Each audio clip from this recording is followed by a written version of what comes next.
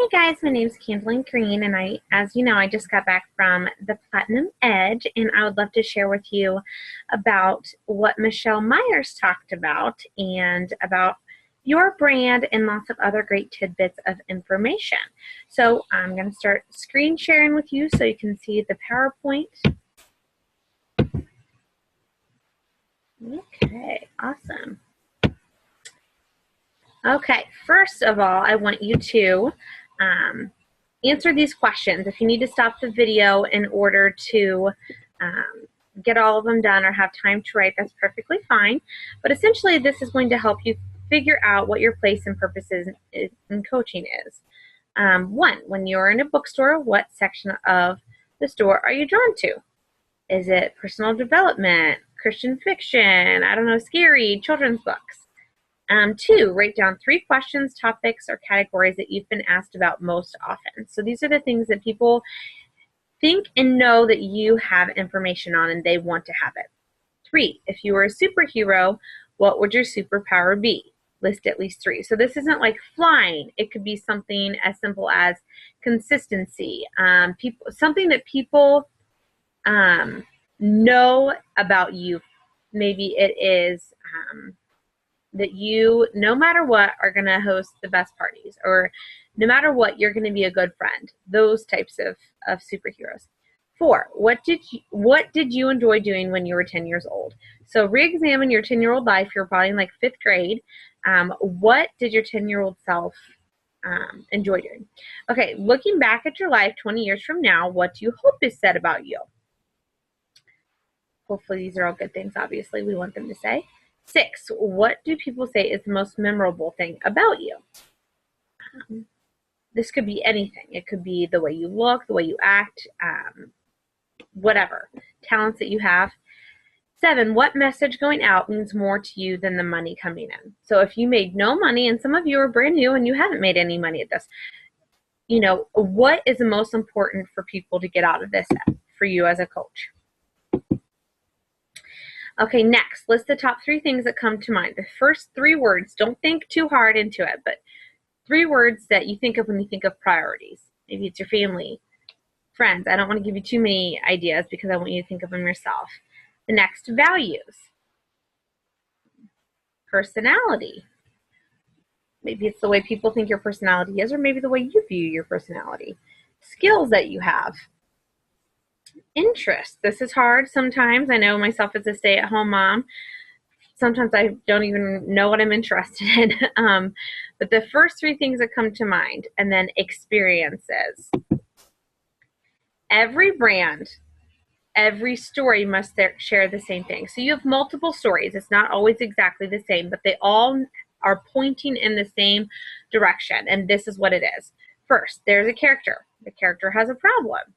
The character finds a guy, the guy finds a solution, and the guy motivates the character to action. So every time you post on Facebook, you need to stick to that same idea. For any mistakes, first, making yourself the hero of the story. The customer is the hero and you are the guide of their story. Constantly elevate other successes and you will be successful.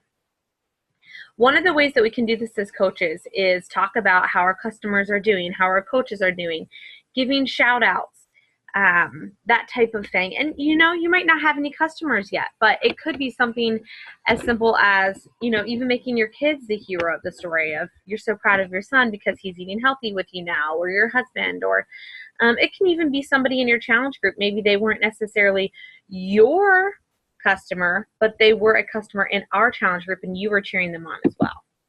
2, clarity. How hard is it for customers to know, that says hot, but it means what, or how, sorry, that's what it's supposed to say, know how to do business with you. So they shouldn't be wandering around your page wondering what you do or how they can get a hold of you. That should be fairly easy, and it shouldn't be intimidating for them to message you or reach out to you. How targeted is your marketing? You should constantly be speaking to your target market. So for instance, my target market is not 50-year-old men. I don't have a bunch of 50-year-old men messaging me saying, I want to be a part of your challenge group. I think that you speak to my heart. No. Most of the people that I'm going to get a hold of are going to be, you know, early 20s to late 30s. That's just my target market. Not everybody fits in that category, but most people do. I do have a lot of people who are married because I am also married. I also have a lot of people with kids, young kids. That doesn't mean that every single person is like that, because maybe somebody else will relate with me on a different area of my life. But my target market is usually women, and usually between early 30s to early 20s to late 30s. Be focused and specific. A brand that tries to satisfy everyone satisfies no one. You are some people's taste and not others. That's okay. Think of the people that you want to work with. Those are the people that you are trying to focus on. For instance, I actually had a man who is probably 40 years old message me recently. He is a friend of, I've been friends with his wife for a very long time, but he's probably never going to be one of my customers, and that is because I'm not the best coach for him anyways. He is going to probably relate better with somebody a little bit closer to his age, a little bit closer. Obviously, a guy I think would be easier for him. So it's okay if you're some people's taste and not others. That doesn't mean that you're not going to be successful. This to me is huge, selling to external problems. That is a huge problem that people have. You post a before and after, and you don't even share how it made you feel to be having the after. So average people sell solutions to external problems, but top performing businesses sell solutions to internal problems, how it made them feel versus what they look like. Let's be honest. It's not about how we look in comparison to how we feel about how we look. I mean, you know it as well as I do. There are people that have absolutely amazing bodies, but if they have absolutely no confidence, they don't even know it. So we have to be talking about selling to these internal problems, the way that people feel about themselves, the way that they view themselves, maybe how you viewed yourself before and now how you view yourself. Your unique story will inspire a certain type of person. Those are the people you want to work with. Go back. Sorry. Previous. Okay. Number 4, basing success on the wrong number. Stop focusing on your likes and comments. I can give you the perfect example. I had like 500 likes on my daughter's first birthday pictures and tons of comments. But of course, that didn't help sell any challenge packs. Conversion rate is really what is important. How many people relate to your story and convert to customers or coaches?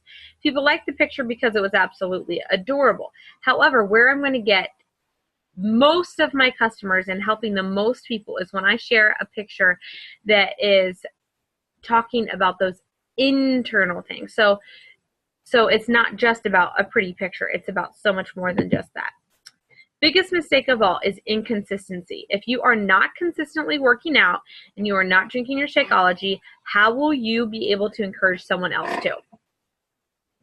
The biggest thing of all. I have seen a direct correlation to when I am working out and eating healthy and drinking Shakeology and being successful in this business, and when I am not, my challenge groups stink and I'm struggling to get customers and things like that. So if you want to be successful in this business, you need to be consistent on your own health journey. Next, if you are not consistently posting, people won't know you're working. I've said this before and it's 100% true. If your friends reach out to me, it is because they know that I am working and they don't know that you are. Okay, it's nothing against me. I used to feel so bad about, oh my gosh, so-and-so reached out to me instead of their cousin. Oh my gosh, what am I going to do? It comes down to consistency. I work every single day, rain or shine, whether I am in Dallas, whether I am in Mexico, I am consistently working, and people know that they can always get a hold of me, and I will always reach back out to them because I am consistent. If you aren't consistently adding to your network, you will dry up. Eventually, you will run out of people if you do not continue to get to know new people. That just makes sense. If you aren't consistently building relationships, you'll run out of people who trust you. So maybe you're adding to your network, but none of those people know you. They don't even know if what you have to sell is just a big old joke or if it is something real. So constantly be building those relationships through those personal messages. Who is my hero, aka my customer? What's their internal issue? Obviously, they're going to have a lot of the same internal issues that I have. Maybe they've struggled with some of the same things that I have. How do I position myself as their guide? So as you're posting, these are the things to be thinking about. Is their internal struggle appropriately addressed? For instance, I've struggled with depression. Maybe I'm going to share a little bit about that on my page and somebody else will understand and feel the same way. And then they'll message me and say, hey, I can't even believe you shared that. Thank you so much. That's something that I've struggled with as well. One thing that I've shared that had huge numbers of people interested in talking to me was anxiety. It's something I've always struggled with, and I can tell you the amount of comments and the amount of people talking to me about the things that they've struggled with. It's out of this world. How can I give them a plan? How can I help them? And how can I call them to action? How can I help them get over whatever the struggle is? How have I overcome it? You can even share, I'm not to that point. I'm not to perfection yet, but I'm taking one step in the right direction every single day. And I'm telling you, people will appreciate that even if you haven't fully reached all of your goals. Approach every day like if you don't show up, someone else will miss out. They depend on you. When I go into a conversation, I don't think, oh, I wonder if they'll like this. I wonder if they'll talk to me about Beachbody. I wonder if this will help their life. I'll go into every conversation, one, building them up, making them feel good about themselves the most that I can. Whether or not they become a customer is not my main goal. But with that in mind, I also go into every conversation knowing that Beachbody could change their life if they were willing to let it. Will everyone choose to? No. But I go into the conversation hoping that they will see that it can change their life like it's changed mine. Next, rules of selling. Stop selling. Replace with this thought with how you can help somebody. If you're not thinking of them as a number and you're thinking of them as a person, it will come across just like that. Share the lifestyle that so much so that they won't care about the price. And you might be thinking, I'm not even sure what this lifestyle is yet. I'm not making a lot of money or things like that. No, but hopefully as you start your journey, you're gaining more confidence because you are drinking your Shakeology, you are working out, you are gaining more energy. And to me, that's more than money can buy. Invest in them. Plug people into the world we are in. You want them to feel good about themselves. This to me is so much more about building people's self-esteem and confidence than anything else. And if you can do that, you've got them hooked. Focus on what they want and need versus what you want and need. Just because it's the end of the month and you want to hit Success Club doesn't mean you need to push them into a group or push them into buying a challenge pack. Maybe, the challenge pack that's on sale isn't the one that's going to be best for them. Talk less and listen more. I think this is huge, especially for women, because we love to talk about ourselves. Well, you know what? So do those women that you're reaching out to. They want to talk about themselves to somebody. So be that person who will listen to them. And really just test yourself. When you're in conversation, see how long it takes until all of a sudden you've stolen the conversation and you're talking about yourself. Think of the families you could help next. It isn't just about a wife feeling or losing weight. It's not. It's about a wife feeling good in her own skin, how it can help her be confident and portray that to her daughters, her sons, how it's going to help her marriage. You're helping an entire family when somebody becomes a coach or even when somebody becomes a customer. Think of those families. Stop selling to the wrong person. Who is like you? Who are the people who can relate with your lifestyle? I can admit I've sold a couple challenge packs to the wrong person, and then I always feel guilty because I'm not the right coach for them to help them succeed, and then I take that on my own. Okay, so don't just sell to someone because you want to sell something. Sell to the right person that you know you can help. How to be a rock star salesperson. 1, see everyone as unique. You want to find out what is the most important thing for you to market. For your market, and then to each person individually. As you're getting to know them, as you're building them up, you're going to find out what they need and how you can help them. Every person's a little bit different, but you want to take the time to get to know them. 2, ask questions. This is going to keep your conversations from drying up. Get them to reveal their why and their true internal motivation. If you could get somebody to tell you why and what could cause them to be motivated to get in shape or to live financially free, that's where it's at. 3, watch and listen. What's not being said? What questions do you need to ask to get them to share their heart with you? What are they holding back on? How can you bring that out in them? And then restrain yourself. Don't word vomit on them. So if somebody just sends you a message and the first thing it says is, hey, how much is the 21-day fix? Don't say, oh my gosh, it's $160, but right now it's $140, and that breaks down to $4, and then $4 for Shakeology, $10 for your workout. You should buy it right now because we're going to have a challenge group starting next week. No, stop right there and be like, hey, I'm so thankful that you sent me a message. I love to get to know my customers a little bit better before I sell to anyone to make sure that I'm helping them in the very best way I can. Do you have a couple minutes for me to ask some questions of you? And then dig into their lives. And if you can do that, then it's not even going to matter how much it costs. Serve, don't sell. Go above and beyond and show them that you care. I've heard this a million times. People don't care how much you know until they know how much you care.